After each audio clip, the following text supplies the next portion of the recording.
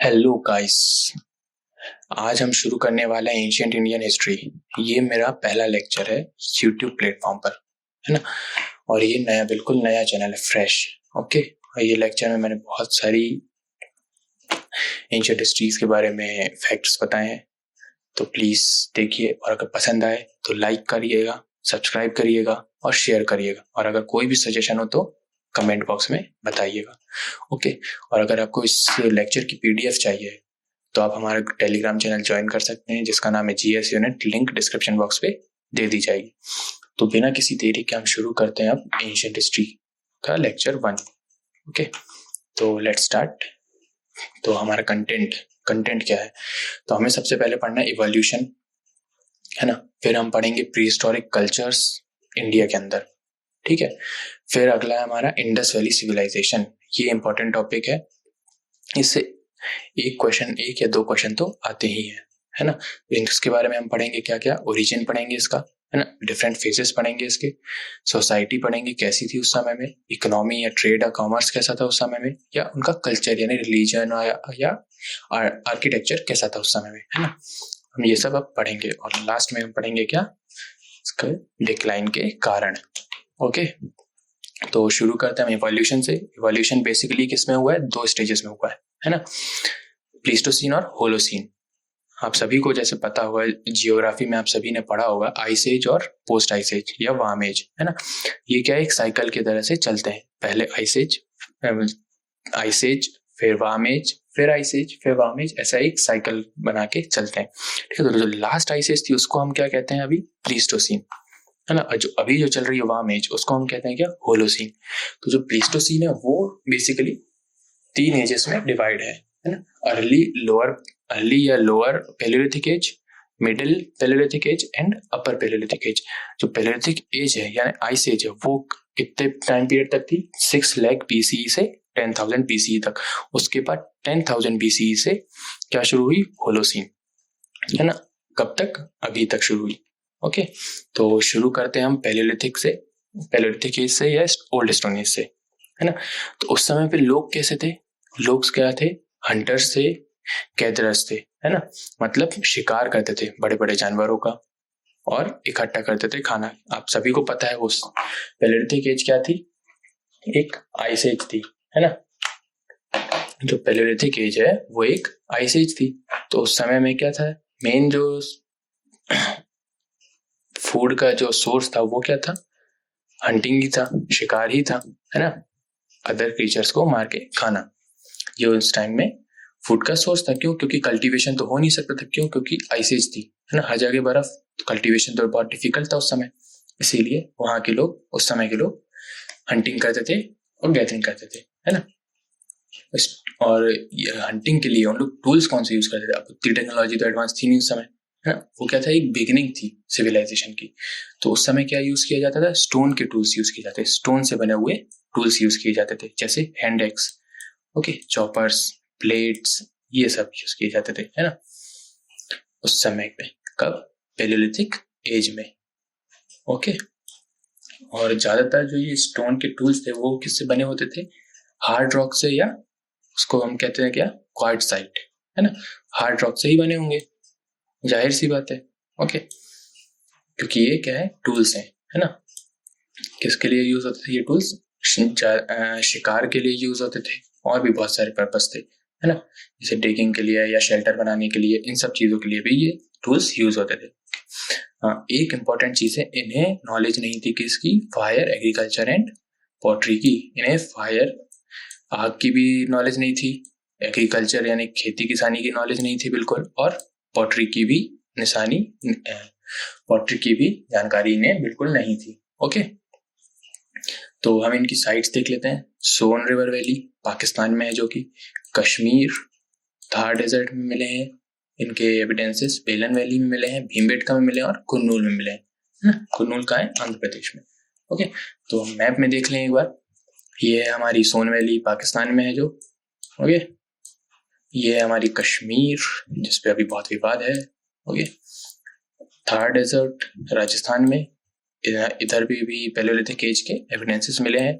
बेलन वैली में यानी यूपी में, इलाहाबाद के पास। ओके, एंड एमपी में भीमबेटका में मिला है, ओके, और कुरनूल आंध्र प्रदेश में भी मिला है इसके एविडेंसेस, है ना। हम आगे बढ़ते हैं किसकी तरफ, मेसोलिथिक एज में और मिडिल स्टोन एज। ठीक है, अब जैसे आपको पता है पेलियोलिथिक एज क्या थी, एक ओल्ड स्टोन एज थी। ठीक है, ओल्ड स्टोन एज के बाद क्या होगी, न्यू स्टोन एज आएगी, बट बीच में जो फेज है वो क्या कहलाएगा, ट्रांजिशन का, मतलब जब चेंज हो रहा है ओल्ड से न्यू में, है ना। पेलियोलिथिक एज एक आइस एज थी। ठीक है, उसके बाद आइस एज के बाद क्या आती है, हम सभी को पता है साइकिल में वार्म एज आएगी। और जो बीच का जो फेज है, जब आइस एज से धीरे धीरे वार्म एज की तरफ टेम्परेचर बढ़ेगा, है ना, वो क्या कहलाएगी, एक ट्रांजिशनल फेज कहलाएगी। उसे हम कहते हैं क्या, मेसोलिथिक एज या मिडिल स्टोन एज।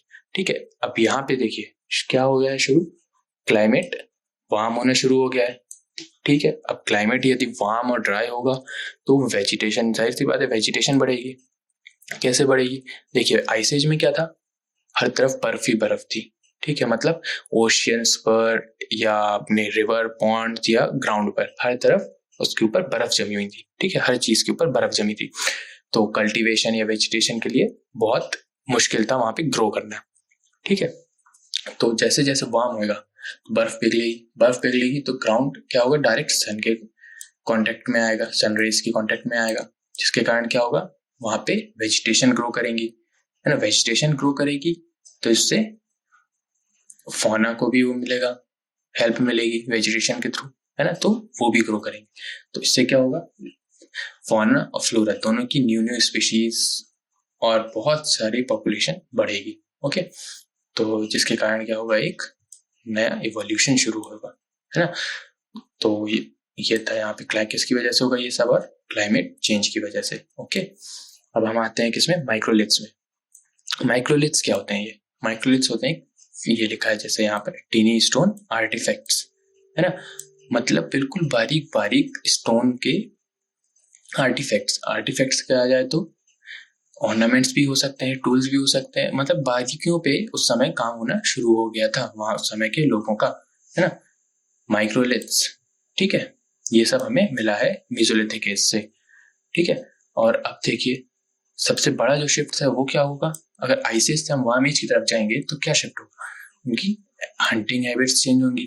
यानी पहले अगर वो बड़े जानवर पकड़ते थे क्योंकि उस टाइम पे ज्यादा एनर्जी लगती थी, तो अब हमें क्या पकड़ना शुरू होंगे, वो स्मॉल एनिमल्स भी पकड़ना शुरू करेंगे। ठीक है, उनका भी शिकार करना शुरू करेंगे, और मेन चीज जो है वो फिशिंग भी स्टार्ट हो जाएगी इस एज में। पिछले एज में इसलिए नहीं हो सकती थी क्यों, क्योंकि सरफेस पे बर्फ ही बर्फ है ना, तो मतलब सरफेस पे फिशेस तो बहुत ही कम होंगी, तो फिशिंग कैसे हो पाएगी, है ना, पॉसिबल ही नहीं था। ठीक है, इसलिए मिडिल स्टोन एज में फिशिंग भी शुरू हो जाती है। ओके,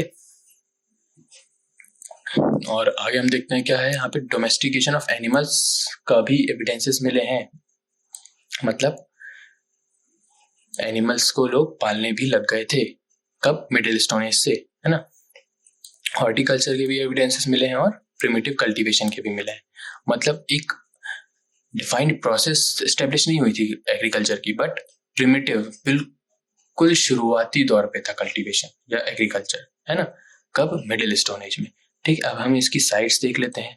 पहली साइट से क्या, बागर राजस्थान, है ना, साउथ ऑफ रिवर कृष्णा पर भी साइट है, ये देख लीजिए आप, यहाँ पर आपको दिख रही होगी संगना कल्लू, है ना, ये है क्या, कर्नाटका में है, ये साइट है किसकी, मेसोलिथिक एज की। ओके, और ये राजस्थान में बागौर, और ये है लानगंज गुजरात में, भीमबेटका और आदमगढ़ एमपी में, ये सभी किसकी साइट्स हैं, मेसोलिथिक साइट्स हैं, मेसोलिथिक पीरियड की सब साइट्स है जहां से एविडेंसेस प्राप्त हुए हैं, है ना। अब हम आगे बढ़ते हैं तो देखते हैं हमारे पास क्या है, ये न्यूलिथिक एज आती है अब। ठीक है, ओल्ड स्टोन एज गई, फिर मिडिल स्टोन एज आई, मिडिल स्टोन एज जाएगी तो न्यू स्टोन एज आएगी। अब जिस तरीके से ओल्ड से प्रोग्रेस हुई मिडिल से भी प्रोग्रेस होगी किसमें, न्यू स्टोन एज में, मतलब टूल्स और ज्यादा एक्यूरेट, प्रिसाइज, ये सब हो जाएंगे, है ना। तो जैसे पहला स्टेटमेंट देखिए आप, tools are made of polished stone, है ना, अब इन्हें पॉलिशिंग की भी आर्ट आ गया था, है ना, पॉलिशिंग के आर्ट का भी नॉलेज हो गया था इन्हें। पहले क्या यूज करते थे इन लोग, रफ स्टोन्स यूज करते थे, बट अब पॉलिश करके यूज कर रहे हैं, मतलब एक्यूरेसी अच्छी है इन लोगों की, है ना, इन लोगों ने अपनी एक्यूरेसी बढ़ाने में काम शुरू कर दिया है। ओके, न्यू स्टोन एज में। अब देखें हम अगला, practice of agriculture and domestication of animal began, मतलब यहाँ पे एग्रीकल्चर की ग्रोथ भी शुरू हो गई है ना, मतलब कि एक डिफाइंड प्रोसेस एस्टेब्लिश हो गया है न्यू स्टोन एज में कि ऐसे कल्टीवेशन किया जाता है, ये होता है अपने हमारे लिए, जैसे वीट के लिए कुछ प्रोसेस डिफाइंड है, राइस के लिए है, ये एक स्टैब्लिश हो गई थी है ना प्रोसेसेस। कब? न्यू स्टोन एज में। डोमेस्टिकेशन ऑफ एनिमल्स भी चालू हुआ था जैसा पिछले उसमें था, बट इसमें लार्ज स्केल में चालू हो गया था, मतलब लगभग हर किसी के पास अपना एक पालतू जानवर हुआ करता था, है ना, ये है। ओके, तो अब क्रॉप्स देख लेते हैं कौन कौन से कल्टीवेट किए जाते थे उस समय। तो वीट किया जाता था, बारले किया जाता था, राइस किया जाता था, मिलेट किया जाता था। बट अभी भी इन्हें पल्सेस की नॉलेज नहीं है ना, wheat, barley, rice and millets के बारे में बस बात हो रही है। ओके, सिर्फ ये 4 क्रॉप्स कल्टीवेट किए जाते थे, है ना। पॉटरी, पॉटरी क्या अर्ली स्टेजेस में थी इस समय पे, कब? न्यू स्टोन एज में। पहले तो पता ही नहीं था पॉटरी क्या होती है, बट अब अर्ली स्टेजेस में थी, मतलब अब लोगों को पॉटरी की भी नॉलेज हो गई थी। ठीक है, जो हमने देखा है जैसे पैलियोलिथिक एज में किन 3 चीजों की नॉलेज नहीं थी, फायर, एग्रीकल्चर एंड पॉटरी, है ना। बट अब हर चीज की नॉलेज हो गई थी, कब तक? न्यू स्टोन एज में। ओके, ये तीनों चीजों की नॉलेज हो गई थी लोगों को।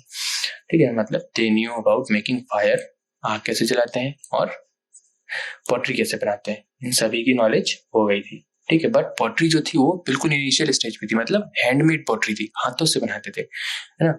उसके बाद आती है किससे? व्हील से बनाने वाली, जो चक्री चला के पॉटरी बनाते हैं। ओके, और अब आजकल जो टेक्नोलॉजी इतनी एडवांस हो गई है, तो उसके कारण किससे बनती है आजकल? मशीन से या डाइस वगैरह से बन जाती है। ओके, और हमें और क्या मिला है न्यूलिथिक एज से? लार्ज अर्न्स मिले हैं, वह यूज फॉर बुरियल्स, यानी बहुत बड़ी बड़ी कब्रें, लोगों की कब्र, है ना, बड़े बड़े गड्ढे।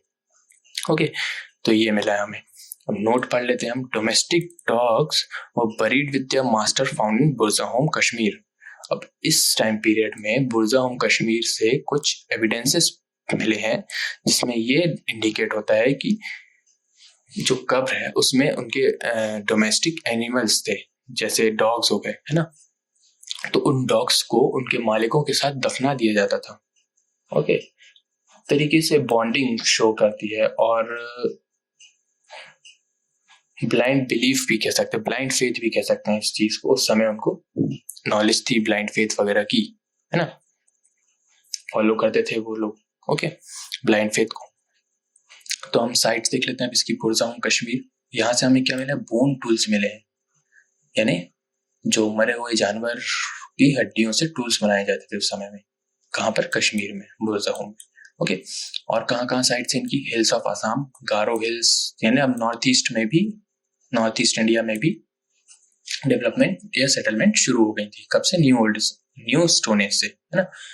ओके, और सेंट्रल इंडिया साइड कहाँ कहाँ मिला है? मिर्जापुर एंड इलाहाबाद यूपी और कोल्डीवा में। ओके, तो ये रहा, मैप में देख सकते हैं आप कोल्डीवा, ये रहा सेंट्रल इंडिया में, बुरज़ाहोम कश्मीर में, ये असम और गारो हिल्स हैं, है ना। ओके, ये पयमपल्ली, ये साउथ इंडिया में, और मेहरगढ़, ओके, पाकिस्तान। ठीक है, तो ये कुछ साइट्स नहीं, न्यूलिथिक साइट्स हैं, है ना। अब हम देख लेते हैं अगला, चैल्कोलिथिक एज और कॉपर एज। अब अभी तक हमने किस बारे में पढ़े हैं? Only and only stone ages, new, middle, old, ये 3 स्टोन एज पढ़े हमने। बट अब आती है कि हमारे पास कॉपर एज। यहाँ मतलब टेक्नोलॉजी का बहुत ज्यादा ही एडवांसमेंट हो गया। पहले तो सिर्फ स्टोन से टूल्स बनाए जाते थे, बट अब कॉपर का यूज कर रहे हो। कॉपर का आप सभी को पता है, कॉपर कहाँ से मिलता है? ओर से मिलता है एक, है ना, ओर। ठीक है, तो जो कॉपर का ओर है, अगर कॉपर ओर से मिलता है तो मतलब उनको नॉलेज किस चीज की हो गई थी? ओर से मेटल निकालने की भी हो गई थी, है ना, जिसे हम क्या बोलते हैं इंग्लिश में? स्मेल्टिंग ऑफ ओर, है ना। इस चीज, इस प्रोसेस की भी उन्हें नॉलेज हो गई थी। ठीक है, तो ये देखिए कौन कौन से टूल्स यूज होते थे? Stone and copper tools use होते थे। ठीक है, स्मेल्टिंग ऑफ ओर के बारे में उन्हें पता था, और क्राफ्टिंग मेटल के बारे में पता था, है ना, मतलब कि ओर से मेटल कैसे निकाला जाए, ये उन्हें नॉलेज थी। Okay, red and black ware pottery उस समय मिलती थी। ठीक है, जो पॉटरी होती थी रेड और ब्लैक कलर की पॉटरी उस समय बहुत प्रेवलेंट थी। ठीक है, अब हम आगे देखते हैं। रिमेन्स ऑफ कैमल फाउंड, मतलब कैमल उस समय में थे। ये एविडेंसेस हमें क्या शो करते हैं कि कैमल समय में उन समय के लोगों को कैमल्स के बारे में जानकारी थी। ठीक है, कब? कॉपर एज में। अब हम आगे देखते हैं, pulses and cotton cultivation started. देखिए पहले कौन कौन से टूल्स हुआ करते थे? ओनली व्हीट, बार्ले, मिलेट और राइस, है ना। कब? न्यू स्टोन एज में, यानी न्यूलिथिक एज में। ठीक है, तो अब कॉपर एज में क्या एडवांसमेंट हुई? पल्सेस और कॉटन का भी उन्हें नॉलेज हो गया है कल्टीवेशन करने का। ठीक है, तो अगर कॉटन का नॉलेज है तो उन्हें स्पिनिंग और वीविंग का भी आ गया है नॉलेज। और स्पिनिंग और वीविंग का नॉलेज है मतलब उनकी जो सोशल लाइफ है वो इम्प्रूव हुई है, एनहांस हुई है ना। मतलब वो अब क्लोथिंग्स वगैरह पहनने शुरू कर दिए होंगे से कॉटन से बने हुए, है ना। और हाउसेस बनने शुरू हुए कॉपर एज में। ठीक है, स्टोन एज तक तो क्या था? शेल्टर्स में रहते थे, मतलब रॉक्स में या केव्स में, रॉक केव या माउंटेन की केव में, है ना, ऐसी जगह पर रहा करते थे, है ना। बट अब जो है कॉपर एज में उन्होंने अपना एक प्रॉपर हाउस बनाना शुरू कर दिया। ठीक है, किससे बना हुआ रहता था वो हाउस? मड ब्रिक से। ओके, मड ब्रिक से हाउस बनाना शुरू हो गए। अब हम अगले पे आ जाते हैं, देखते हैं।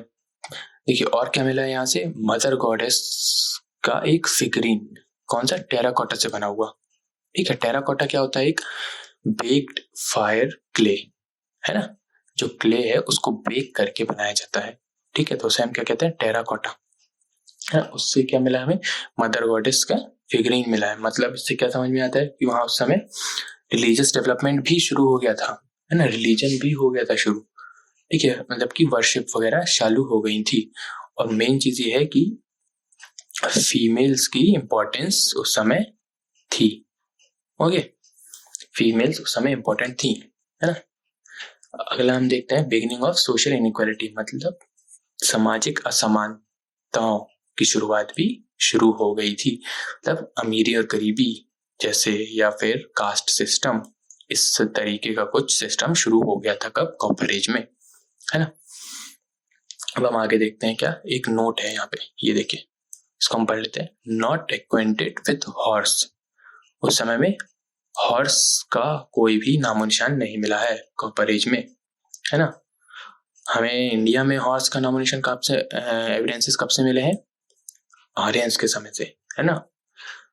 और हिस्ट्री में हिस्टोरियंस यही सोचते हैं कि हॉर्सेस जो इंडिया में आए हैं वो आर्यंस की वजह से ही आए हैं, है ना। और राइटिंग वाज नॉट नोन। उस समय राइटिंग का नॉलेज उन्हें नहीं था, है ना। मतलब एक लैंग्वेज या राइटिंग उस समय नहीं बनी थी। okay? तो कम्युनिकेशन कैसे करते थे? राइटिंग नहीं थी तो स्टोर कैसे करते थे अपने जो भी इंफॉर्मेशन थी और ये सब था, तो वो एक पिक्चर के फॉर्म में स्टोर किए जाते। जैसे इंडस वैली सिविलाइजेशन में या फिर भीमबेटका में क्या मिलती है? रॉक कट पेंटिंग्स मिलती हैं, जिसमें क्या है? पिक्टोग्राफिकल रिप्रेजेंटेशंस हैं उसमें, है ना। मतलब पिक्चर्स बनी हुई है डिफरेंट डिफरेंट बर्ड्स की और स्टिक लाइक ह्यूमंस की, है ना। तो ये सब उस समय था। राइटिंग्स बट राइटिंग्स नहीं थी, है ना। मतलब कोई लिखने की या लिपि कहते हैं जिसे हिंदी में, वो नहीं था, है ना। साइट्स देख लेते हैं, तो साइट्स हैं कौन कौन सी? आहर है ना, अपने पास आहर है साइट राजस्थान में, मालवा कायत एरन एमपी में, जोरवे एंड नेवासाइन महाराष्ट्र, इलाहाबाद यूपी में, ओके, बीरभूम वेस्ट बंगाल में।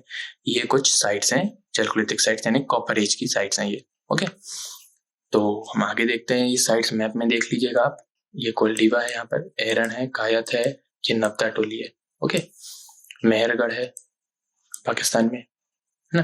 तो ये कुछ साइट्स हैं, नवासा जोरवे महाराष्ट्र में। ठीक है, तो ये चैल्कोलिथिक साइट्स हो गई। अब हम आगे बढ़ते हैं, अब ये है मोस्ट इंपॉर्टेंट। ठीक है, अभी तक जो हमने पढ़े हैं पैलेलिथिक एज में, तीनों एज कौन कौन सी?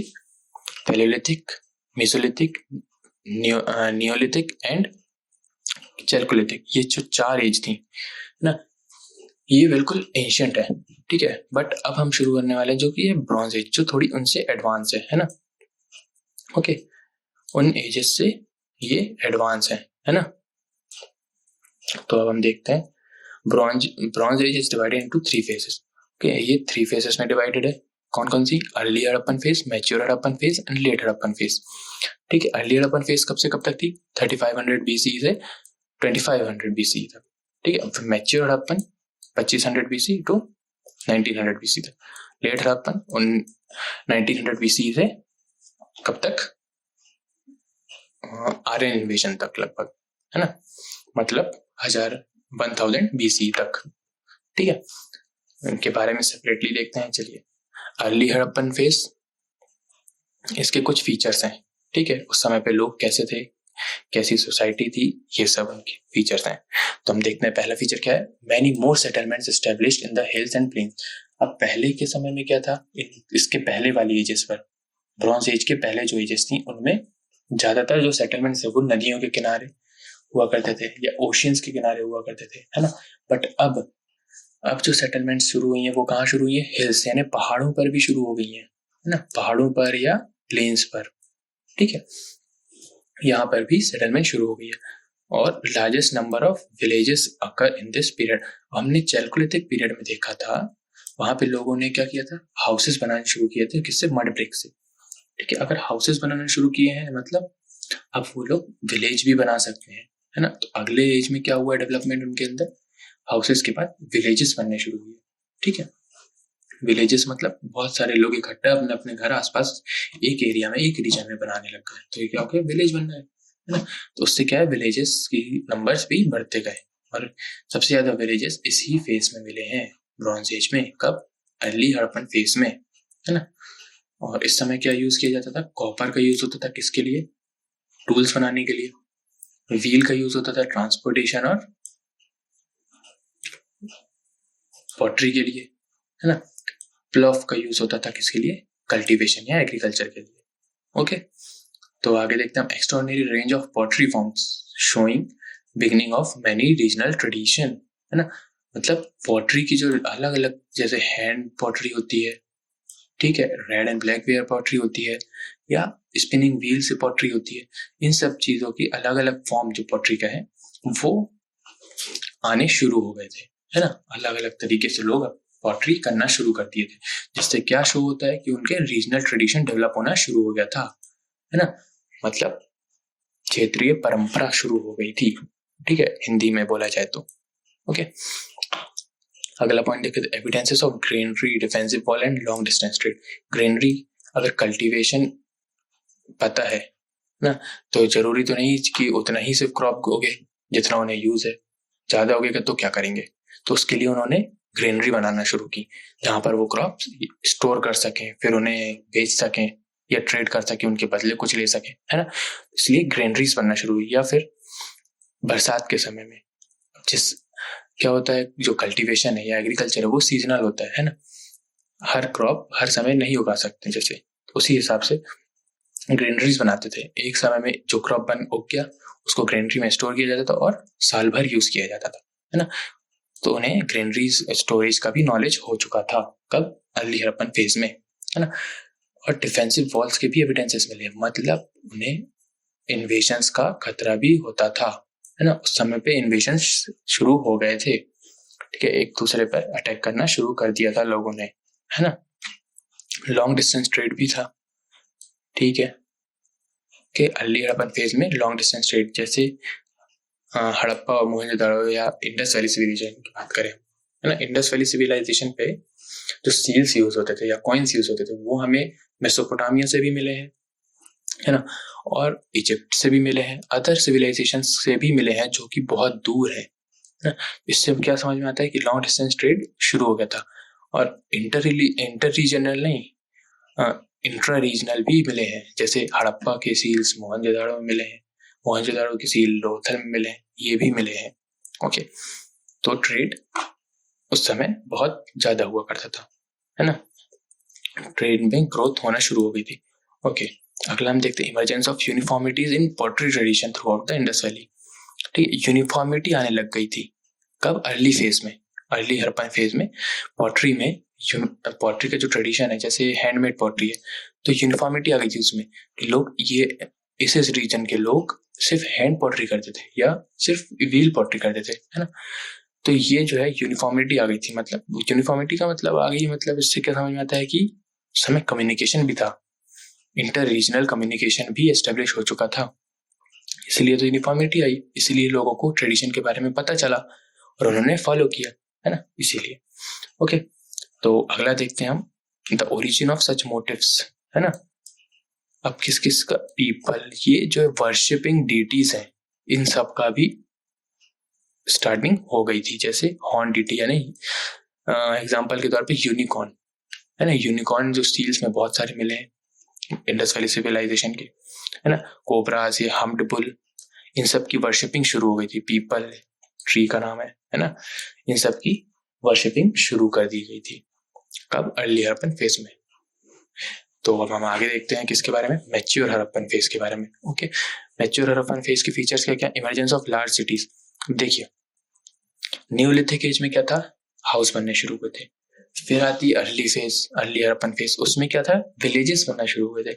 अब आता है हमारे पास क्या, मैच्योर हड़प्पन फेज, उसमें क्या बनना शुरू हुए हैं, लार्ज सिटीज। ठीक है, अगर विलेज बने हैं तो अगर और पीपल उसमें आएंगे तो क्या बनेगी, लार्ज सिटी बनेगी। अगर ट्रेड फ्लरिश होगा वहां पर तो वो और बड़ी होगी। तो ये क्या, इमरजेंस ऑफ लार्ज सिटीज शुरू हो गई थी कब, मैच्योर हड़प्पन फेज में। ओके, अब अगला है, ये इंपॉर्टेंट चीज है, uniform types of bricks and weights. मतलब मैच्योर हड़प्पन फेज में ब्रिक्स के लिए और वेट्स के लिए एक स्टैंडर्ड्स फिक्स्ड कर दिए गए थे कि इस साइज का ब्रिक रहेगा और जो कि हर जगह यूज होगा, है ना। तो जैसे वेट्स की बात होती है तो हमारे यहाँ क्या स्टैंडर्ड्स होते हैं, वेट वजन के लिए होता है किलोग्राम, टाइम के लिए सेकेंड, ये सब क्या है, एक मेजरिंग यूनिट्स है ना, किलोग्राम हो गया, 1 किलो, कुछ भी चीज है। ठीक है, तो उस समय में भी ऐसे ही कुछ स्टैंडर्ड्स फिक्स कर दिए गए थे वेट्स के लिए।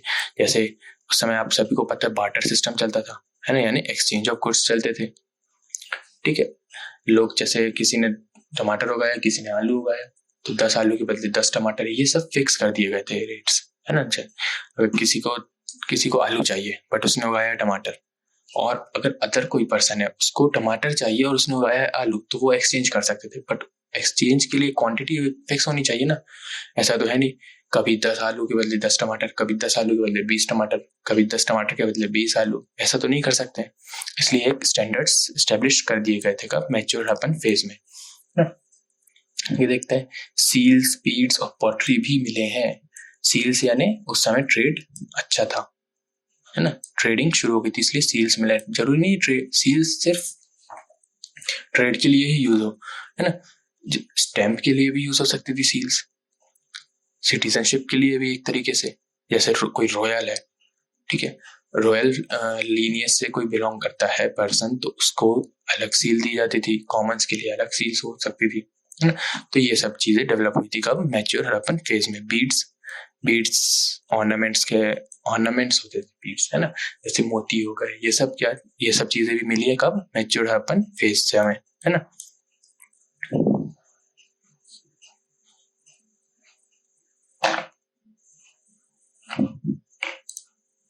ओके, आगे देखते हैं, plant township and long distance trade. अब एक इंपॉर्टेंट फीचर है प्लांट टाउनशिप, है ना। जैसे आपने देखा है इंडस वैली में, आप अगर पढ़ा हो तो इंडस वैली सिविलाइजेशन में ग्रिड सिस्टम होता है ना। ग्रिड सिस्टम यानी सारी की सारी, किसी भी टाउन की सारी रोड्स राइट एंगल पर कट करती हैं, एक दूसरे पर इंटरसेक्ट करती हैं, है ना। और उन्हीं रोड्स के आजू बाजू घर बनाया करते थे। तो ये होती थी क्या, प्लांट टाउनशिप। जरूरी नहीं है कि सिर्फ ग्रिड सिस्टम ही हो, कुछ सिटीज में रेडियल सिस्टम भी था। मतलब एक सिटी में सेंटर होता था, वहां से सारी रोड्स निकलती थी और उनके आजू बाजू घर बनाए जाते थे, है ना। लॉन्ग डिस्टेंस ट्रेड तो पिछली एज से ही शुरू हो गया था। ओके, अब अगला देखते हैं हम क्या, लेट हड़प्पन फेज। अब इसमें क्या चीजें मिली थी, मैनी हड़प्पन साइट्स पर अबंडन के, बहुत सारी हड़प्पन साइट्स को छोड़ दिया गया था, यानी सुनसान हो गई थी बहुत सारी हड़प्पन साइट्स उस समय तक। कब, लेट हड़प्पन फेज तक। ये क्या है, डिक्लाइन फेज है ना, डिक्लाइनिंग फेज है किसका, इंडस वैली सिविलाइजेशन का, या कह सकते हैं हम ब्रॉन्ज एज का। इसके बाद क्या आएगी, आयरन एज स्टार्ट होती है ना, वो हम बाद में पढ़ेंगे। अभी हम लेट हड़प्पन फेज के बारे में देखते हैं। क्या था अगला? Inter regional exchange declines. मतलब क्या है इसका? जो इंटर रीजनल है, जैसे इंडस वैली सिविलाइजेशन का ट्रेड है किस अंदर ही अंदर जो ट्रेड होता है, जैसे मोहनजोदाड़ो और हड़प्पा के बीच का जो ट्रेड है वो डिक्लाइन होना शुरू हो गया था। इससे क्या पता लगता है? या तो रिलेशंस बिगड़ गए थे दोनों के, दो सिटीज के या दो रीजन्स के, है ना। रीजन्स के बीच में आपसी संबंध सही नहीं थे, है ना, बिगड़ना शुरू हो गए थे, यानी लड़ाई झगड़ा शुरू हो गया था, है ना। ठीक है, अगला देखते हैं हम। Writing and city life abandoned. City life भी लोग छोड़ चुके थे। ठीक, अब इसके रीजंस अभी कंफर्म नहीं है ना। इनके रीजंस अभी कंफर्म नहीं है कि क्यों छोड़ा गया था, क्यों डिक्लाइन हुई। बट कुछ हिस्टोरियंस का कहना कुछ और है, कुछ हिस्टोरियंस का अलग है, कुछ हिस्टोरियंस का अलग है। तो हम वो सभी डिस्कस करेंगे इस लेक्चर के लास्ट में। ठीक है, तो अभी तो हम ये देखते हैं कि लेट हड़प्पन फेज में क्या शुरू हुआ था। Writing and city life abandon कर दिए थे लोगों ने। ठीक है, अगला क्या है? Continuation of Harappan craft and pottery tradition, है ना। हड़प्पन जो क्राफ्ट है और पॉटरी का जो ट्रेडिशन है वो कंटिन्यू था, वो अभी तक होता है। देखा होगा आपने, गाँव में जाएंगे तो वहाँ अभी भी कुछ कुछ ट्राइब्स हैं, आदिवासी हैं, जो इन ट्रेडिशंस को फॉलो करते हैं, है ना। Okay, now next slide we have village culture of Punjab, Sutlej, Yamuna divide and Gujarat imbibe the Harappan craft and.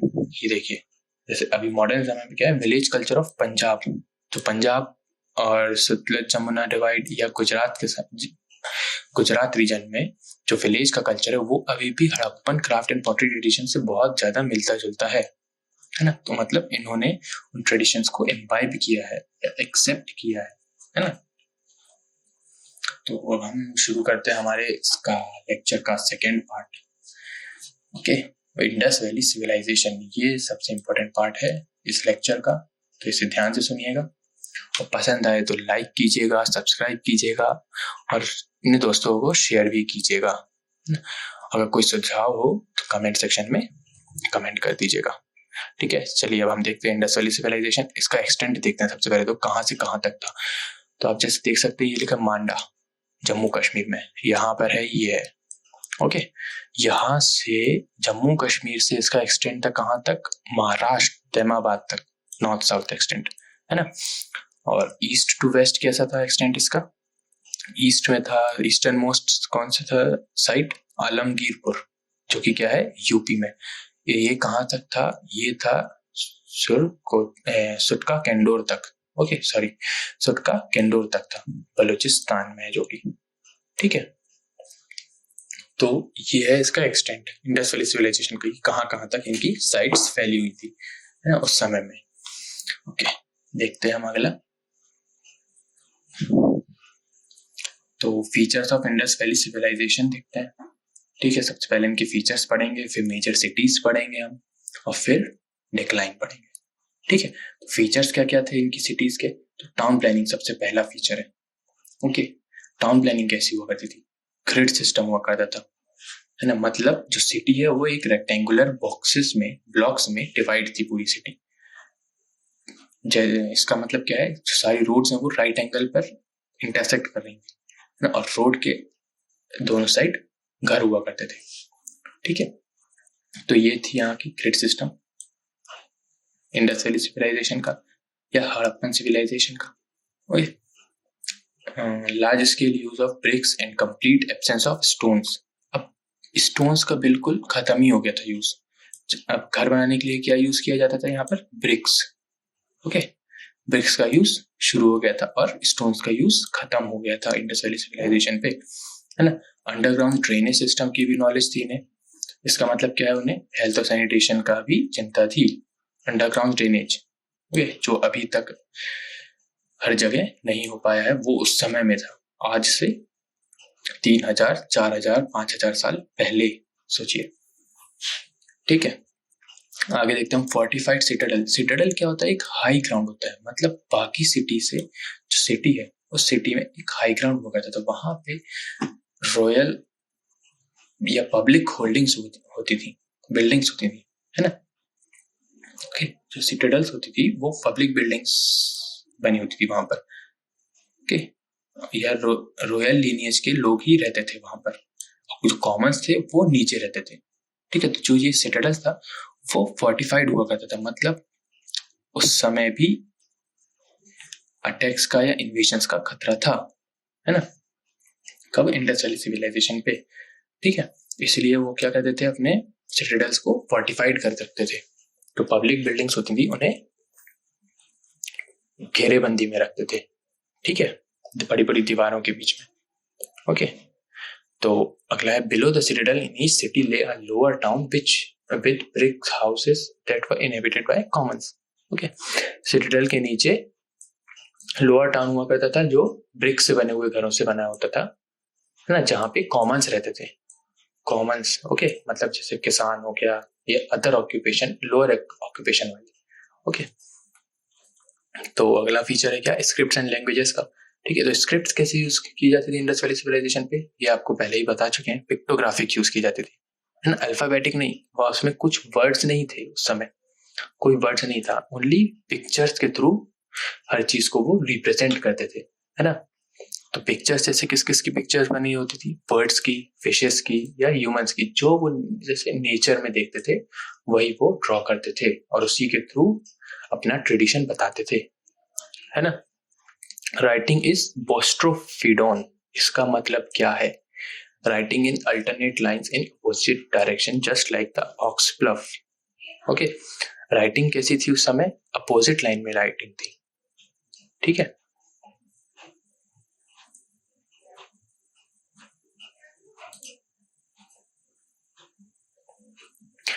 language still unknown and will remain so until script is deciphered। Indus valley civilisation की language और writings अभी तक unknown है। क्यों? क्योंकि उन्हें decipher नहीं किया गया, उन्हें सॉल्व नहीं किया गया है कि उनका मतलब क्या था। जो भी अभी तक पिक्टोग्राफिक जो भी हमें स्क्रिप्ट्स मिली हैं उनको अभी तक डिसिफर नहीं किया गया है ना। अगला देखते हैं हम क्या है, अगला फीचर एग्रीकल्चर। ओके, तो एग्रीकल्चर में क्या है, तो पहला फीचर हम देखते हैं, agriculture was backbone of civilisation as soil was fertile due to Indus basin. अब आप सभी को पता है इंडस वैली सिविलाइजेशन का नाम क्यों रखा है, क्योंकि ये जो है ज्यादातर साइट्स जो है वो इंडस रिवर के आसपास है या इंडस रिवर के बेसिन में है। ओके, तो इंडस रिवर का जो बेसिन है ना, अगर रिवर है तो उसके बेसिन में मतलब कि उसके आसपास क्या होगा, फर्टाइल सॉइल होगी। फर्टाइल सॉइल होगी तो एग्रीकल्चर बहुत अच्छा होगा वहां का, है ना। एग्रीकल्चर के लिए वो बहुत अच्छी जगह होगी, तो इसलिए उनका जो मेन ऑक्यूपेशन था वो क्या था, एग्रीकल्चर था। ठीक है, सोड seeds during floods in flood plains, harvested when water recedes. ठीक है, जब भी फ्लड्स आते थे रिवर पर, इंडस रिवर पर या अदर रिवर पर, ट्रिब्यूटरीज पर इंडस की, तब क्या किया जाता था, वहां पे बीज बोया जाता था और मतलब की कल्टीवेशन शुरू किया जाता था। और जैसे ही पानी धीरे धीरे नीचे जाता, फ्लड्स खत्म होते, तब क्या किया जाता था, उन फसलों को हार्वेस्ट किया जाता या काटा जाता था, है ना। Used of wooden ploughs in Kalibangan and stone sickles. मतलब उस समय वुडन प्लफ्स लोग उन लोगों को बनाते आता था, जिसका हमें एविडेंस कहाँ से मिला है, कालीबंगन से। ठीक है, वुडन प्लफ मतलब क्या होता है, जैसे किसान हल कहते हैं उसको, है ना, हिंदी में हल। तो जैसे किसान गाय भैंस के पीछे बांध कर खड़े होकर फिर पूरा खेत जोतता था, वो उस चीज के एविडेंसेस कहाँ से मिले हमें, कालीबंगन से। ठीक है, दे वर अर्लीस्ट टू प्रोड्यूस कॉटन, ये मैंने आपको पहले भी बताया है कि ये सबसे पहले ऐसा सिविलाइजेशन था, इंडस वैली सिविलाइजेशन पूरे वर्ल्ड में, जिसने कॉटन का कल्टीवेशन स्टार्ट किया था, है ना। क्रॉप्स कौन कौन से उस समय उगाए जाते थे, wheat, barley, dates, peas, mustard, millet, rice, ये सारे क्रॉप्स उस समय उगाए जाते थे। एक बार देख लीजिएगा, है ना। अब हम आते हैं अगला, मिक्स्ड क्रॉपिंग। उस समय मिक्स्ड क्रॉपिंग की भी नॉलेज थी, इंडस वैली सिविलाइजेशन में मिक्स्ड क्रॉपिंग की नॉलेज थी लोगों को। इसका एविडेंस कहाँ से मिला हमें, कालीबंगन से। अब इस चीज की टेंशन मत लीजिए कि कहाँ से मिला है, ये हम अभी आगे और पढ़ेंगे जब इन सिटीज के बारे में अलग अलग पढ़ेंगे। ठीक है, तो अभी आप सिर्फ फीचर्स देखिए, एग्रीकल्चर में क्या क्या था, मिक्स्ड क्रॉपिंग थी। ओके, वुडन प्लफ्स मिले हैं, और एग्रीकल्चर जो था उनका बैकबोन था सिविलाइजेशन का, यानी प्राइमरी ऑक्यूपेशन क्या था लोगों का, एग्रीकल्चर। ठीक है, तो ये सब चीजें, और अर्लीस्ट टू प्रोड्यूस कॉटन, है ना। Well irrigation, dams, agriculture infrastructure, ये सब भी था उस समय में, यानी इरिगेशन की फैसिलिटीज थी, है ना। मतलब उन लोगों ने कैनाल बनाना या डैम्स बनाना सीख लिया था, ठीक है। डैम्स यानी पानी का स्टोरेज भी सीख लिया था, okay. First to produce cotton in the world, sugarcane was not known. Indus valley civilisation के टाइम पर शुगर केन की नॉलेज हमें नहीं थी, ओके। आगे देखते हैं। Domestication of animals, animal rearing practice चालू हुई थी। अभी तक क्या होता था, सिर्फ डोमेस्टिकेशन हुआ करता था, मतलब सिर्फ पाले जाते थे जानवर, ओके। उनकी रियरिंग शुरू हुई थी, मतलब कि उनका यूज शुरू हो गया था। जो पालतू जानवर है उनका यूज, जैसे गाय से दूध निकालना या शीप या गोट से ऊन या कॉटन निकालना, वूल निकालना, है ना। तो डोमेस्टिकेटेड एनिमल्स कौन कौन से थे उस समय पे? बुलॉक्स था, ऑक्सिन था, एसेस थे, या गोट्स था, पिग्स था, ये सभी क्या थे? डोमेस्टिकेटेड एनिमल्स थे उस समय में, ओके।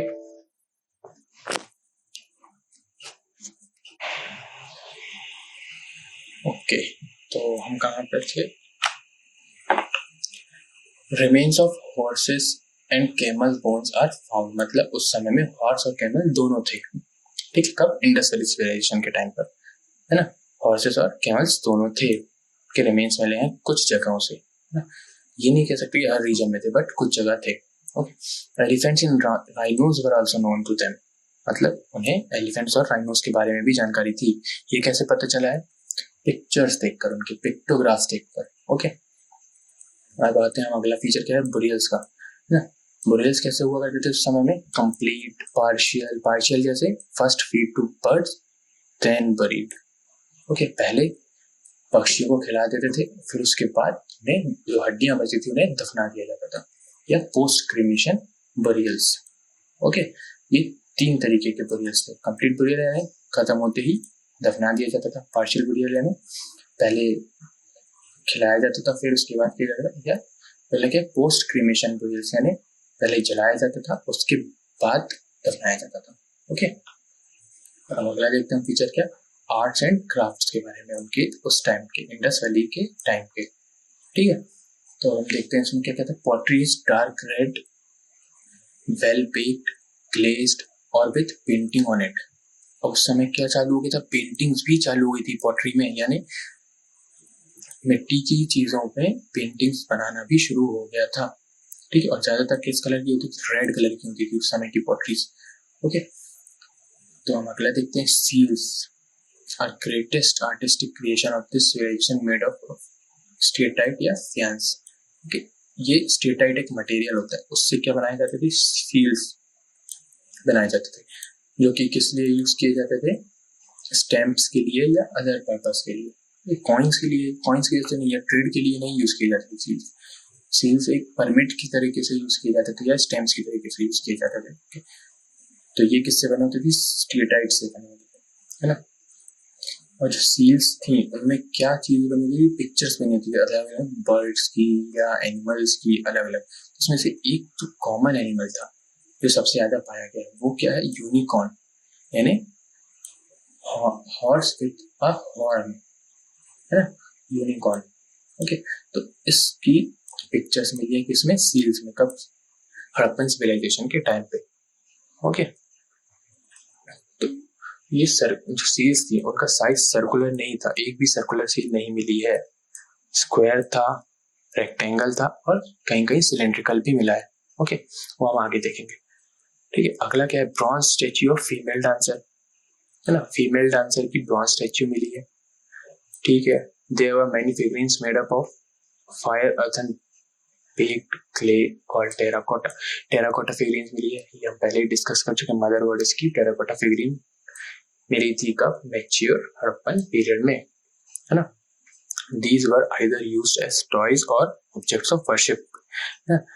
ज्यादातर जो टेराकोटा की जो फिगरीन्स थी या जो भी चीजें बनती थी टेराकोटा से, वो किस काम आती थी? या तो टॉयज के, खिलौनों के, या फिर वर्शिप करने के ऑब्जेक्ट्स के, जैसे मदर गॉडेस बनी थी, okay. Education symbols were there also too, ठीक है। एजुकेशनल सिंबल्स भी थे, जैसे स्वास्तिक था, स्वास्तिक, ओके, जो नाजी आर्मी का सिंबल था, है ना, वो सबसे पहले कहाँ दिखा था, कहाँ शो हुआ था, वो था इंडस वैली सिविलाइजेशन में।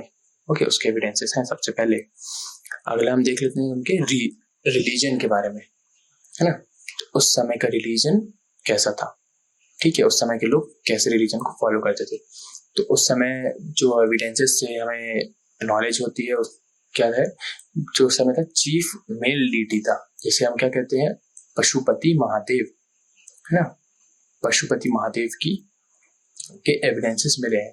कैसे, पिक्चर्स कैसे मिली उनकी, setting in yogic pose on a low throne having 3 faces and 2 thorns, 2 सींग भी हैं और 3 चेहरे हैं, है ना।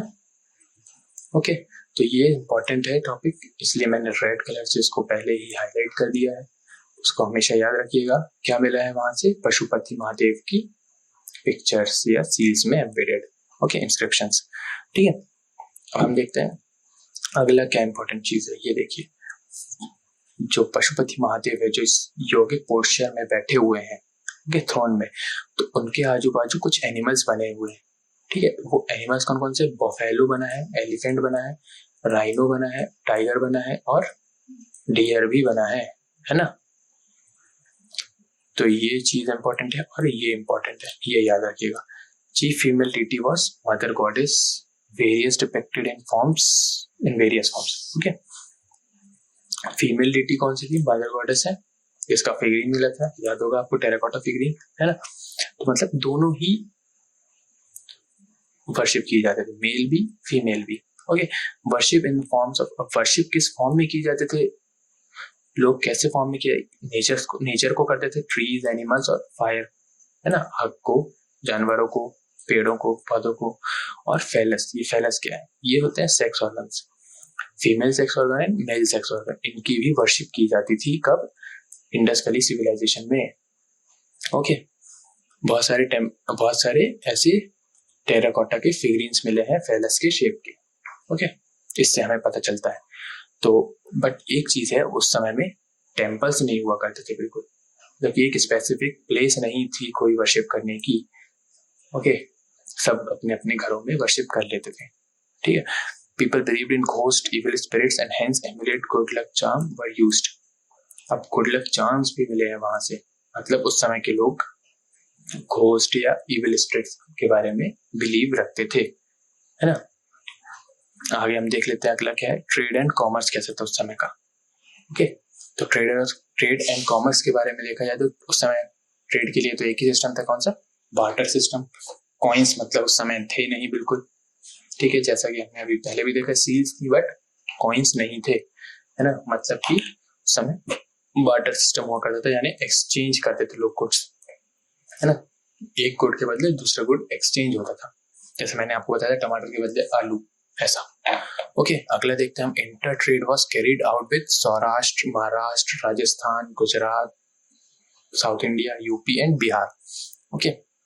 जो इंटर ट्रेड था, आप रीजन, जो इंडस वैली सिविलाइजेशन में जो डिफरेंट सिटीज है उनमें आपस में भी ट्रेड हुआ करता था, जैसे Saurashtra, Gujarat, Maharashtra, Rajasthan, south India, UP and Bihar, इनमें आपस में भी ट्रेड हुआ करता था। मतलब बिहार की कुछ सील्स या कुछ पॉटरी या कुछ ट्रेडिशन अदर रीजन में भी मिले हैं, या महाराष्ट्र के कुछ पॉटरी या ट्रेडिशन अलग रीजन में भी मिले हैं, ओके।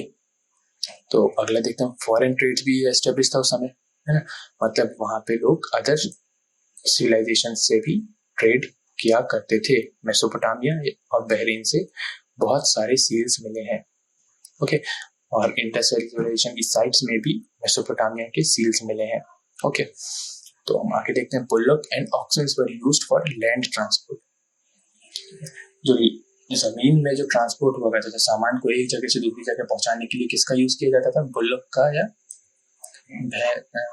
या ऑक्सन का यूज किया जाता था, ओके, बैल का यूज किया जाता था, है ना, सामान इधर से उधर ढोने के लिए, ठीक है। अगला क्या, Sumerian text refer to trade relationship with Meluha, जो मेसोपोटामिया है ना, मेसोपोटामिया में उस समय में राइटिंग नोन थी, तो उस समय क्या था, सुमेरियन टेक्स्ट थे, उनमें किससे ट्रेड रिलेशंस का एविडेंसेस मिले हैं, मेलुहा से। मेलुहा किसका नाम था, एंशिएंट नेम ऑफ इंडस, है ना। इंडस वैली सिविलाइजेशन का एंशिएंट नेम या मेसोपोटामियंस जिस नाम से जानते थे इंडस वैली सिविलाइजेशन को, उसे हम कहते हैं क्या, मेलुहा। ओके, आगे देखते हैं हम। Rice, cotton and wool was produce. Rice cotton तो पहले से पता था, बट वूल इसकी भी प्रोडक्शन शुरू हो चुका था। कब? इंडस वैली सिविलाइजेशन में, यानी एनिमल रियरिंग शुरू हो गई थी, जैसा हमने पहले पढ़ा था। ओके, अगला देखते हैं हम। अगला है क्या, फॉरेन ट्रेडिंग पार्टनर्स। बाहर से ये लोग किस किस चीजों का इंपोर्ट करते थे या किस किस चीजों को एक्सपोर्ट करते थे, तो ये सब हम पढ़ते हैं, देखते हैं। मेसोपोटामिया, जो कि इराक का पुराना नाम है ना। तो वहां से क्या मिला है हमें, बहुत सारी सील्स मिली है हड़प्पा की, और हड़प्पा में भी मेसोपोटामिया की बहुत सारी सील्स मिली है। इससे क्या मतलब है कि ये आपस में बहुत ट्रेड किया करते थे, है ना। अब अगला है क्या, सेंट्रल एशिया। सेंट्रल एशिया से क्या क्या ट्रेड था हमारा इंडस वैली सिविलाइजेशन का, जेड इंपोर्ट किया जाता था, यानी जेड इंपोर्ट करते थे। जेड एक तरीके से स्टोन होता है एक तरीके का, वो हम सेंट्रल एशिया से इंपोर्ट करते थे। ओके, अगला क्या है, टर्कोइस। ये सभी प्रीशियस स्टोन्स है ना, टर्कोइस, जेड, तो ये सब किससे, ये पर्शिया से इंपोर्ट किया जाता था। ओके, अफगानिस्तान से क्या क्या चीजें ली जाती थी, gold, silver, tin and lapis lazuli. ये सभी एक मटेरियल्स हैं, ये प्रीशियस मेटल्स हैं। ओके, अगला क्या है, इंडिगो जो होता था वो इजिप्ट से होता था। इंडिगो किस काम आता था, कलरिंग के काम या डाइंग के काम आता था। ओके,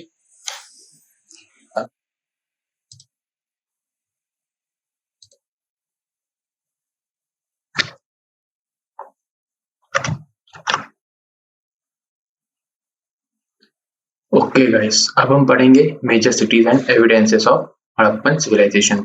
हम एक एक सिटीज के बारे में पढ़ेंगे कि कहाँ से क्या एविडेंसेस मिले हैं, कहाँ पे क्या कल्चर या टाउन प्लानिंग थी। ओके, तो सबसे पहली सिटी कौन सी है, हड़प्पा के। सबसे पहले यही एक्सकेवेट की गई थी। तो एक्सकेवेट किसने किया था, दयाराम साहनी ने। ओके, तो दयाराम साहनी ने इसको एक्सकेवेट किया था 1921 में। ठीक है, और ये साइट कहाँ पर है, ये अभी हम आगे बढ़ेंगे, कौन सी नदी के किनारे है, एक टेबल है, मैंने बहुत मेहनत से बनाया है, तो देखेंगे आगे। ठीक है, अगला क्या है, यहाँ पे थी great granary. Okay, great granary थी यहाँ पे, जो किस काम आती थी, ग्रेन्स को स्टोर करने के, है ना। जब सीजन नहीं होता था कल्टीवेशन का, तब ये ग्रेन्स यहाँ पे स्टोर किए जाते थे ताकि उस समय में यूज कर सके। ठीक है, और यहाँ पे बैरक्स भी मिले हैं। ओके, इसका मतलब यहाँ पे ट्रेनिंग होती थी वारफेयर्स वगैरह की, है ना। और यहाँ पे क्या मिला है, व्हीट ग्रेन्स मिले हैं बहुत, मतलब इधर पे मेनली प्राइमरी क्या होता था, व्हीट की कल्टीवेशन होती थी। ठीक है, अब यहाँ पे और क्या मिला है हमें, red sandstone torso of nude male. मैं यहाँ पे टोर्सो का मतलब बता देता हूँ। टोर्सो का मतलब होता है half body. Okay, upper body, only upper body. तो एक न्यूड मेल का अपर बॉडी का एक रेड सैंडस्टोन का फिगरीन मिला है हड़प्पा से। ओके, तो अगला क्या मिला, और यहाँ पे वुडन कॉफिन्स भी मिले हैं, मतलब अब कॉफिन्स में भी दफनाना शुरू कर दिए था इन लोगों ने। ओके, तो ये मिला है, और क्या है, और जो सील्स है टोटल इंडस वैली सिविलाइजेशन की, वहां उनमें से 40% सील्स कहाँ से मिली है, हड़प्पा से। इसका मतलब क्या है कि हड़प्पा जो है वो एक इम्पोर्टेंट ट्रेड सेंटर था, है ना, तभी तो यहाँ से सील्स मिली है। ओके, तो अगली सिटी देखते हैं हम, क्या थी, मोहनजोदारो। मोहनजोदारो, इसका मतलब क्या होता है, इसका मतलब होता है माउंड ऑफ डेड्स, यानी लाशों पे ढेर। ओके, तो अब इसके बारे में पढ़ते हैं। इसके डिस्कवरी किसने की थी, तो डिस्कवरी की थी आर.डी. बनर्जी सर ने। कब, 1920 में। ओके, यहाँ पे क्या था, यहाँ की जो मोहनजोदारो की जो लार्जेस्ट बिल्डिंग थी वो थी ग्रेनरी। यहाँ पे सबसे बड़ी क्या थी, ग्रेनरी थी, है ना। सबसे बड़ी बिल्डिंग मोहनजोदारो के अंदर ग्रेनरी की थी। ओके, यहाँ पे एक सबसे इंपॉर्टेंट चीज मिली है, वो क्या है, ग्रेट बाथ। ग्रेट बाथ मिला है, यानी यहाँ पर कम्युनिटी बाथिंग भी होती थी किसी स्पेशल ओकेशन या फिर किसी ट्रेडिशन के अंतर्गत। ओके, तो और ये जो ग्रेट बाथ है, इनमें चारों तरफ रूम्स भी बने हुए थे, किसके लिए, क्लोथ चेंज करने के लिए। ओके, तो ये हो गया एक। अब अगला क्या मिला था यहाँ से, एक था यहाँ पे मल्टी पिलर्ड असेंबली हॉल। अभी तक तो हमने सिर्फ घरों के बारे में पढ़ा था, मड ब्रिक या बेक्ड ब्रिक से बने हुए। ओके, अब ये एक नई चीज आई थी मोहनजोदारो में, जो थी क्या, मल्टी पिलर्ड असेंबली हॉल, है ना। मतलब ढेर सारे पिलरों से बना हुआ एक हॉल था। ओके, जहाँ पे शायद लोग इकट्ठे होते थे और पब्लिक हियरिंग्स होती थी। ओके, तो अगला क्या मिला हमें, Pashupati seal. Okay, Pashupati seal के बारे में हमने पहले भी पढ़ चुका है ना। तो एक सील थी, उसमें पशुपति और लॉर्ड शिवा की एक पिक्चर इंस्क्रिप्ट हुई थी। ओके, उसमें वो सिटिंग पोजीशन पे थे, उनके आसपास एनिमल्स थे। ठीक है, अब अगला क्या मिला हमारे पास, ब्रॉन्ज इमेज मिली, किसकी, डांसिंग गर्ल की। डांसिंग गर्ल की ब्रॉन्ज की स्टेच्यू मिली है, कहाँ से, मोहनजोदारो से। ओके, ये जो फाइंडिंग्स हैं ये हमें याद रखनी है, क्योंकि यूपीएससी इनमें स्टेटमेंट बना के पूछ सकता है। ओके, और अगला क्या मिला हमें यहाँ से, बियर्डेड मैन का स्टेटाइट इमेज। स्टेटाइट से बनी हुई, स्टेटाइट एक मटेरियल है, इससे बनी हुई बियर्डेड मैन की एक इमेज मिली है। ओके, तो ये सब मोहनजोदारो से मिला है। हम अगली सिटी देखते हैं, वो है हमारी क्या, लोथल। लोथल को क्या बोलते हैं, और पोर्ट सिटी भी बोलते हैं, क्योंकि ये उस समय का डॉकयार्ड था, है ना। इसको एक्सकेवेट किसने किया था, सर एसआर राव ने। ओके, एसआर राव ने इसका डिस्कवरी की थी। ओके, और ये क्या था, यहाँ पर आर्टिफिशियल डॉकयार्ड था। ये इंपॉर्टेंट चीज है, आर्टिफिशियल डॉकयार्ड। ओके, और क्या है यहाँ पे, वर्ल्ड्स फर्स्ट टाइडल पोर्ट भी यही था, दुनिया का पहला टाइडल पोर्ट, है ना। तो अब आगे देखते हैं हम, डबल बुरियल रिचुअल क्या है। तो यहाँ पे क्या है, एक साथ दो लोगों को दफनाया जाता था, जैसे सती हो सकता है, या हमने पढ़े थे डॉग को उसके मालिक के साथ दफनाने का रिचुअल। तो ये डबल बुरियल रिचुअल यहाँ पे प्रेवलेंट था, कहाँ पे, लोथल में। ठीक है, अगला क्या है, कल्टीवेशन ऑफ राइस। यहाँ पे राइस का कल्टीवेशन होता था। ठीक है, जो कि कहाँ और कहाँ होता था, रंगपुर में भी मिले हैं उसके एविडेंसेस राइस के कल्टीवेशन के। ठीक है, और क्या है मिला है यहाँ पे, बीड मेकर शॉप। अब देखो डायरेक्ट शॉप के एविडेंसेस तो मिलेंगे नहीं, है ना। तो यहाँ पे क्या मिला है, एक किसी लोकेशन में बहुत सारे बीड्स बनाने के बाद जो रॉ मटेरियल बच जाता है वो पड़ा हुआ मिला। तो उससे क्या अंदाजा लगाया जाता है कि यहाँ पे एक बीड बनाने की शॉप रही होगी, जो कि और कहाँ मिले हैं ऐसे एविडेंसेस, चनहुद्रो में भी मिले हैं। इसके बारे में हम आगे पढ़ेंगे। ओके, अगला क्या है, known for its cotton trade. अब देखो एक तो बंदरगाह है ना, यानी डॉकयार्ड है, तो यहाँ पे क्या होगा, ट्रेड भी फ्लरिश करेगा। अब मेनली क्या, यहाँ पे कॉटन ट्रेड होता था, है ना, कॉटन ट्रेड के लिए ये फेमस था। ओके, और यहाँ पे क्या था, कॉपर फर्नेसेस भी थे, मतलब कॉपर स्मेल्टिंग के लिए फर्नेस भी थे। तो कॉपर की जो स्मेल्टिंग है, ओर से जब कॉपर मेटल बनता है वो कहाँ पे बनता था, लोथल में बनता था। ओके, तो अब आगे देखते हैं अपन क्या है, यहाँ से हमें पर्शियन गल्फ की सील्स भी मिली है ना। मतलब क्या है, यहाँ पे इंटर रीजनल ट्रेड भी होता था, है ना। पर्शियन जो सेटलमेंट्स है वहां की सील्स हमें कहाँ मिली, इंडस वैली सिविलाइजेशन की सेटलमेंट्स में मिली है, लोथल, है ना। तो अब अगला क्या है, यहाँ पे गेम ऑफ चेस भी मिला है, एक तरीके का चेस का गेम भी मिला है यहाँ से, है ना। ये इंपॉर्टेंट है कि ये मैंने रेड से हाईलाइट कर दिया है, जो जो इंपॉर्टेंट है इनको आप ध्यान दीजिएगा, है ना। हम अगला देखते हैं क्या है, सेक्रीफिशियल फायर अल्टर, है ना। फायर अल्टर भी मिला है यहाँ से। फायर अल्टर यानी एक ऐसी प्लेस जहाँ पे सब एक साथ गैदर होकर कुछ रिलीजियस रिचुअल निभाते, है ना। तो वो क्या कहलाता है, फायर अल्टर, है ना, उसको अल्टर कहते हैं। ठीक है, जहाँ पे इकट्ठे होकर रिचुअल निभाते, जैसे हमारा यज्ञ होता है, बहुत सारे लोग यज्ञ में आते हैं, है ना, वैसे ही ये क्या है, ये फायर अल्टर है उस समय का, सेक्रीफिशियल फायर अल्टर है ना। तो ये और कहाँ मिला है, एक और जगह मिला है, वो है कालीबंगन। इसके बारे में भी हम आगे पढ़ेंगे। ठीक है, तो कालीबंगन में भी फायर अल्टर मिला है। तो ये थे लोथल के बारे में। हम आगे देखते हैं क्या है, कालीबंगन। ओके, तो कालीबंगन को किसने एक्सकेवेट किया था, बीबी लाल एंड के घोष ने, है ना। इन लोगों ने इसे एक्सकेवेट किया। तो इधर पे क्या क्या मिला है अभी वो देखते हैं। तो ये क्या है, अर्लीस्ट फ्लड फील्ड के एविडेंसेस मिले हैं, मतलब सबसे पुरानी जोती हुए खेत, है ना। यहाँ से मिला है, कहाँ से, कालीबंगन से। ओके, तो कालीबंगन में और क्या मिला है, पायराल्टर मिला है, वो हमने अभी पिछली बार में पढ़े थे। ओके, और क्या मिला है हमें यहाँ से, मड ब्रिक्स मिले हैं। यहाँ पे मतलब ज्यादातर मड ब्रिक्स यूज किए जाते थे। ओके, बर्न्ड ब्रिक्स नहीं है यहाँ, या बेक्ड ब्रिक्स नहीं है, यहाँ पे क्या यूज किए जाते थे, मड ब्रिक्स। ओके, कहाँ पे, कालीबंगन में ज्यादातर। ठीक है, और वेल इन एवरी हाउस, हर घरों में कुआं था, है ना, मतलब यहाँ पे ड्रिंकिंग वाटर की सप्लाई अच्छी थी। ओके, और अगला क्या है हमारे पास, 6 patterns of pottery were found. इस सिटी से, कालीबंगन से, इस टाउन से 6 तरीके की पॉटरी के एविडेंसेस मिले हैं अलग अलग। इसका मतलब यहाँ पे पॉटरी बहुत एडवांस थी, है ना। तो आगे देखते हैं क्या है अगला, एविडेंसेस ऑफ मिक्स्ड क्रॉपिंग। ये सबसे इंपॉर्टेंट है, ये हमेशा याद रखना। यहाँ से क्या मिला है कालीबंगन से, और मिक्स्ड क्रॉपिंग, यानी एक से ज्यादा क्रॉप एक ही खेत में उगाने की एक प्रोसेस यहाँ पे होती थी, है ना। वो उस चीज के एविडेंसेस मिले।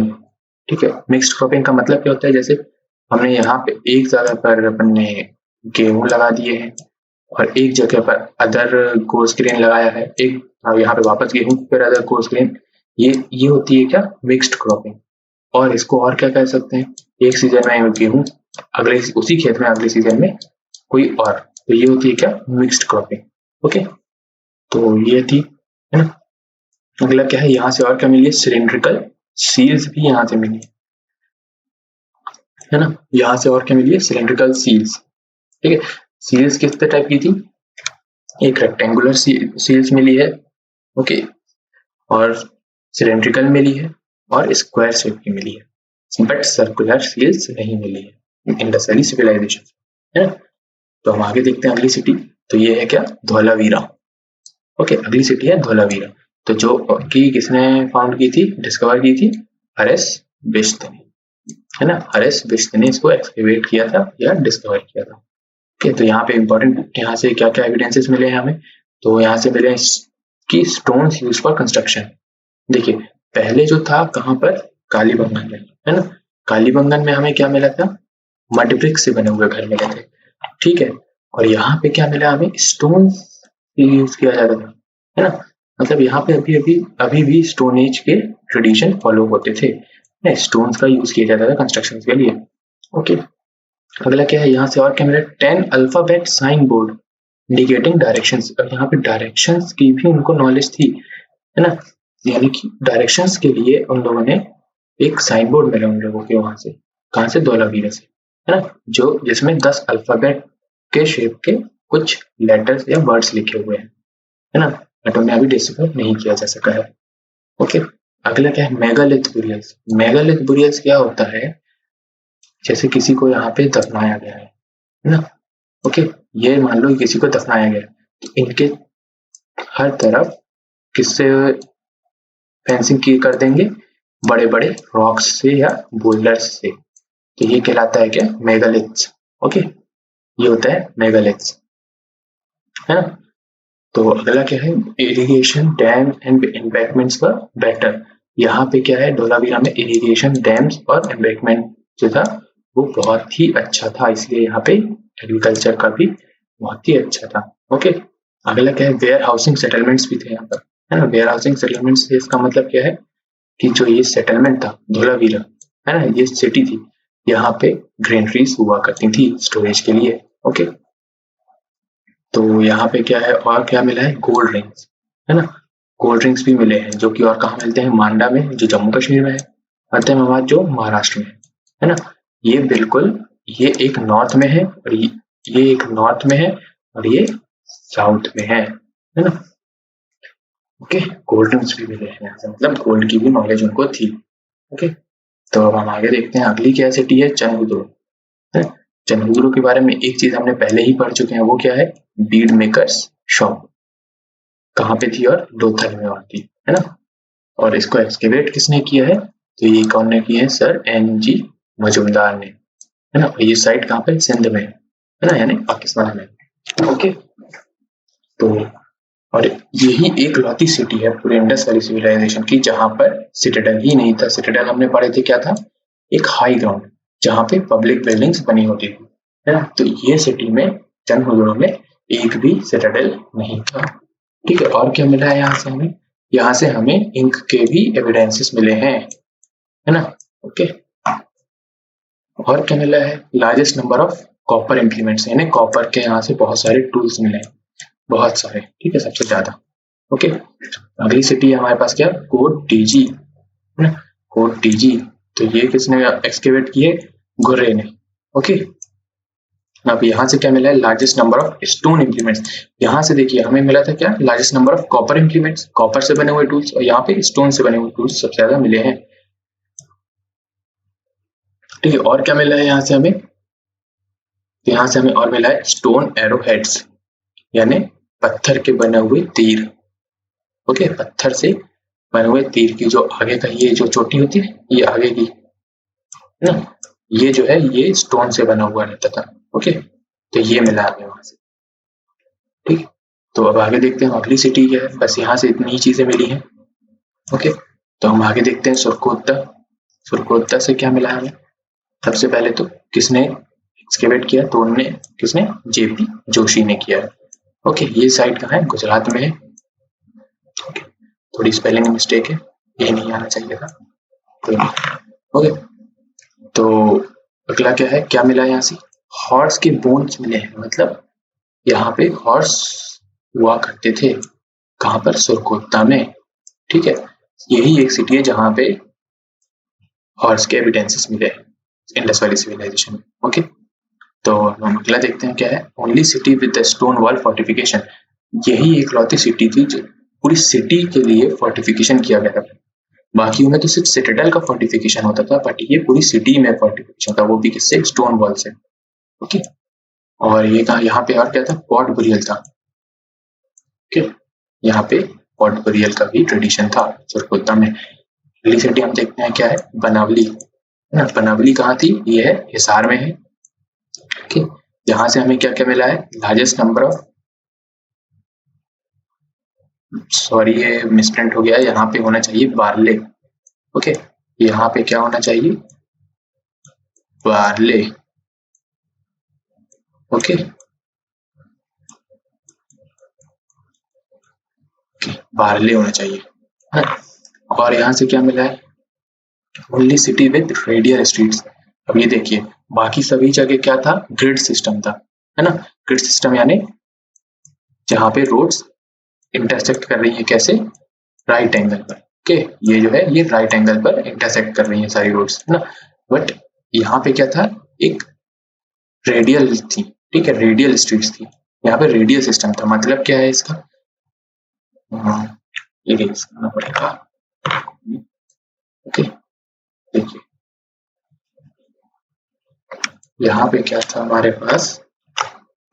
रेडियल मतलब क्या है? ये एक सेंटर मान लिया। ठीक है, यहाँ से ये रोड निकली है ऐसे।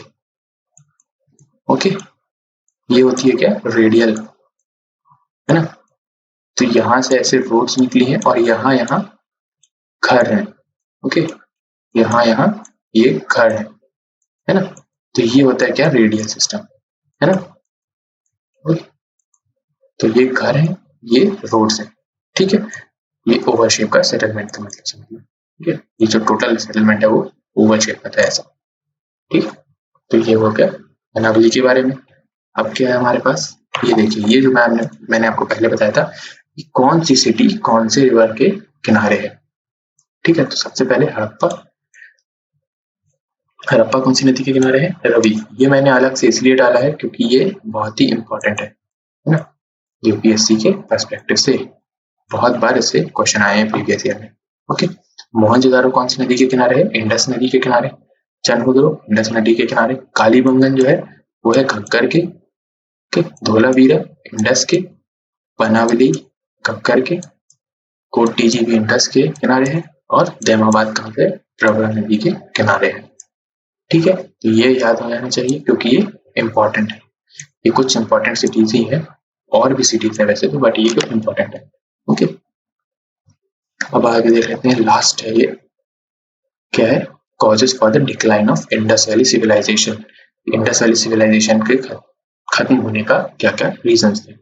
देखो, इसके खत्म होने के लिए कोई एक एग्जैक्ट रीजन नहीं मिला, है ना। उसके लिए अलग अलग हिस्टोरियंस ने अलग अलग अपने हिसाब से फाइंडिंग्स दी है। ठीक है, जैसे सबसे पहला रीजन क्या है, increase salinity due to desert expansion. ठीक है, अब देखो लोगों की संख्या बढ़ी है तो क्या होगा, पेड़ काटने शुरू हुए, डिफॉरेस्टेशन चालू हुआ, जिसके कारण क्या हुआ, डेजर्ट एक्सपेंशन शुरू हो गया। मतलब कि क्या है, डेजर्ट बढ़ने शुरू हो गए। ओके, डेजर्टिफिकेशन शुरू हो गया, जिसके कारण क्या हुआ, सैलिनिटी बढ़ गई, है ना, ओशियंस की या नदियों की। नदियों की सैलिनिटी बढ़ गई तो जो नदियों के किनारे जो सेटलमेंट्स थे वो खत्म होना शुरू हो गए, जिसके कारण क्या हुआ, इंडस वैली का डिक्लाइन शुरू हुआ। ओके, एक ये रीजन दिया है। ठीक है, अगला रीजन क्या है, floods due to depression in the lands, है ना।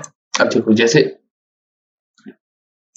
लोगों की जनसंख्या बढ़ी, स्ट्रेस बढ़ा, तो क्या होगा, टेक्टोनिक प्लेट में वाइब्रेशंस आएंगे, अर्थक्वेक्स आएंगे, है ना। तो ये कुछ नेचुरल फैक्टर्स की वजह से जो लैंड है, आसपास का जो एरिया है सेटलमेंट्स के, वो डिप्रेशन के अंदर आ गया, मतलब धस गए जमीन के थोड़ा सा नीचे साइड। ठीक है, जिसके कारण क्या हुआ, बारिश में या नदी में फ्लड्स आ गए, और उन फ्लड्स के कारण पूरी की पूरी सेटलमेंट्स तबाह हो गई। एक ये रीजन है। अगला क्या है, आर्यंस डिस्ट्रॉयड। अगला क्या है कि आर्यंस ने इंडस वैली सिविलाइजेशन की सेटलमेंट्स पर अटैक किया और उन्हें हथिया लिया। तो ये रीजन था डिक्लाइन होने का। और क्या है रीजन, और क्या हो सकता है, trade with Sumerian finally lead to the decline of civilisation. जैसा कि हमारे साथ हुआ ब्रिटिशर्स के साथ ट्रेड करके हमारा जो मुगल डायनेस्टी थी वो एंड हुई, वैसे ही इसमें भी लगाया जाता है कि सुमेरियंस के यानी मेसोपोटामियंस के ट्रेड कर कर वही जो सिविलाइजेशन है वो डिक्लाइन हो गई। ओके, तो वैसे क्लियर कट एविडेंसेस क्या है, कुछ भी नहीं है ना। किसके लिए, हड़प्पन पॉलिटी के लिए, क्योंकि राइटिंग्स मिली नहीं है कुछ भी, ओनली पिक्टोग्राफिक स्क्रिप्ट्स है जो कि क्या है अभी डिस्कवर नहीं हो पाई। तो हड़प्पन पॉलिटी के बारे में अभी कोई भी नॉलेज नहीं है क्लियर कट। ओके, तो यहाँ पे हमारा खत्म होता है ये लेक्चर।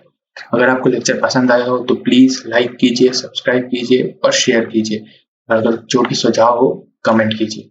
वैसे ये मेरा पहला लेक्चर था, इसलिए अगर कोई भी गलती हो तो देख लीजिएगा और मुझे बताइएगा कमेंट सेक्शन में। Thank you very much.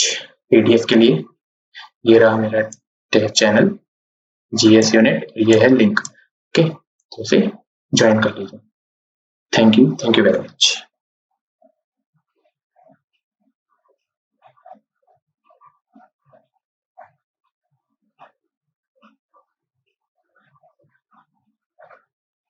Options की या नदियों की सैलिनिटी बढ़ गई तो नदियों के किनारे जो सेटलमेंट्स थे खत्म होने शुरू, अटैक किया और उन्हें हथिया लिया। तो ये रीजन था डिक्लाइन होने का। और क्या है, और क्या हो सकता है, trade with Sumerian finally lead to the decline of civilisation. जैसा कि हमारे साथ हुआ ब्रिटिशर्स के साथ ट्रेड करके हमारा जो मुगल डायनेस्टी थी वो एंड हुई, वैसे ही इसमें भी लगाया जाता है कि सुमेरियंस से ट्रेड कर कर एक जो सिविलाइजेशन वो डिक्लाइन हो गई। ओके, तो वैसे क्लियर कट एविडेंसेस क्या है, कुछ भी नहीं है, इसके लिए हड़प्पन पॉलिटी नहीं।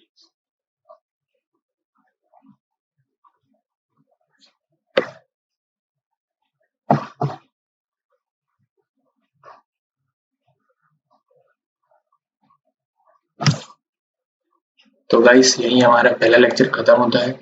तो thank you very much for watching this video. और अगर आपको पसंद आया हो तो प्लीज लाइक कीजिएगा, सब्सक्राइब कीजिएगा और अपने दोस्तों को शेयर कीजिएगा।